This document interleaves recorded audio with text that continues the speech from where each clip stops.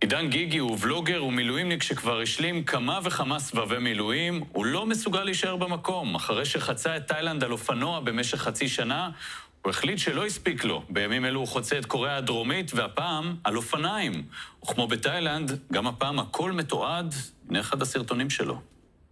חוצה את כל דרום קוריאה על אופניים, יום מספר 1, סיול לבוסן, 633 קילומטרים של רכיבה. יצאתי לדרך, שאיפה לעשות את זה בפחות משבועיים, שום דבר לא יעצור אותנו. איזה יופי. חטיף חלבון, 24 גרם לקינוח.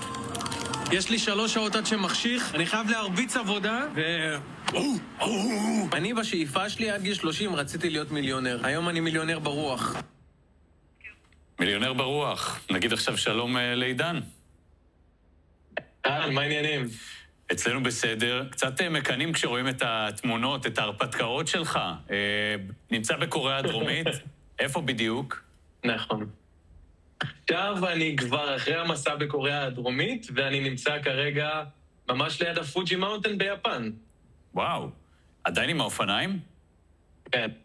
לא, עם האופניים סיימתי ממש לאחרונה, אולי לפני שבוע וחצי בערך, והמשכתי הלאה ליפן. טוב, אני מבין שלא לחזור הביתה בינתיים, להמשיך לטייל. תגיד... תכנון לחזור הביתה עוד כמה חודשים. עוד כמה חודשים. טוב, קודם כל תהנה מהמשך המסע. רק לסיפור קטן.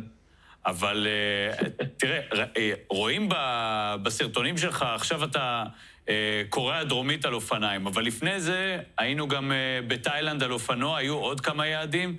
עכשיו מילא תאילנד, כמעט כולם שמדברים עברית, ככה זה נדמה לפחות כשמבקרים. אופנוע, כלי קצת יותר נוח מאופניים. איך נערכים למסע כזה על אופניים? אז עקרונית, אחרי המסע בתאילנד, כל הרעיון של המסע בתאילנד היה לקחת 2 מקומות שמאוד מוכרים, גם בקרב ישראלים, שזה קופנגן ופאי, ולהראות מה יש בין לבין. אמרתי, אוקיי, בא לי לעשות את הדבר, רק הפעם בקוריאה, לקחת את סאול, עיר הבירה של קוריאה, ואת בוסן, שזה מקום מאוד מאוד מוכר, ולהראות ככה מה יש בבין לבין. עכשיו, מבחינת תקציב, אני תרמילאי, לא היה לי פשוט להזכיר אופנוע בדרום קוריאה, והיא גם קטנטונת, זה 630 קילומטרים, זה לא הרבה. אז אמרתי, אוקיי, מה אני עוד לעשות? והתחלתי לחקור, וראיתי שיש מסלול שמחבר בין סאול לבוסן, מסלול 4 נהרות, 630 קילומטרים של רכיבה על אופניים. אמרתי, יאללה, בואו נצא לדרך. תשמע, אני הייתי חושב רק על כל הפאנצ'רים שהייתי עלול להיתקע בהם בדרך. נכון, יכול לקרות גם עם אופנוע, אבל מה עושים כשזה קורה באופניים ואתה באמצע שום מקום?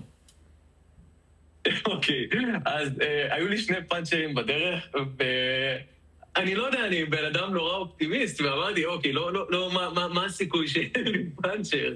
אז לא לקחתי איתי פנימית ספר, ואז באמת היה לי פאנצ'ר, ומצאתי את עצמי באמצע מקום, אז הייתי צריך לקפוץ טרמפים, אז תפסתי טרמפים, לקח יחסית הרבה זמן, הקוריאנים לי מאוד ביישנים כשזה מגיע לדברים האלה, אז מישהו עצר, לקח אותי לחנות אופניים קרובה, פתאום נפתח לב שלם כזה, ובן אדם לא רצה בכלל שאני אשלם את הפער, והתקש לי, מצאתי את עצמי בסיטואציה שאני אומר, אוקיי, עכשיו אני צריך להחזיר באיזושהי דרך, והעזרה בכללי שקיבלתי בדרך הייתה, כאילו, אתה יודע, אנשים שפגשו אותי והזמינו אותי לבית שלהם, כזה, בוא תישן אצלנו. מקסים, נתקלת באנשים טובים על הדרך. רק טובים, רק באנשים טובים. תגיד, איך האוכל בקוריאה?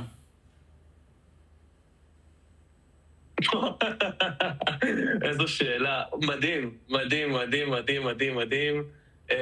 ונהניתי מכל רגע, הייתי אוהב לערב את הקהילה, חבר'ה, מה אוכל עכשיו? כי אני לא יודע, אני לא מבין.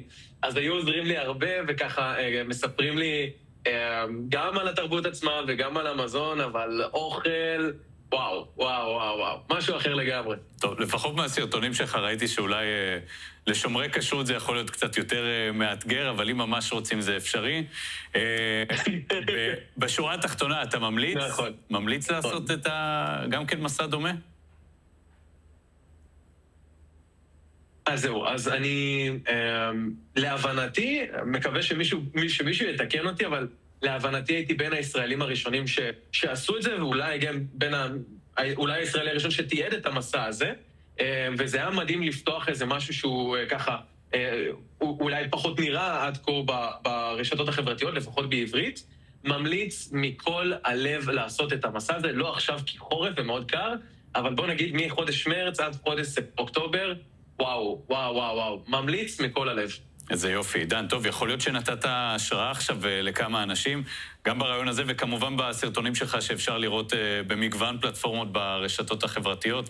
עידן גיגי, ולוגר טיולים, וראיתי גם שאתה מגדיר את עצמך נווד, נכון? משתדל, מנסה. אני מפלס את דרכי. מסביב לעולם. תודה רבה לך. צלם מעל הכל. צלם מעל הכל. תודה רבה. לתחרות.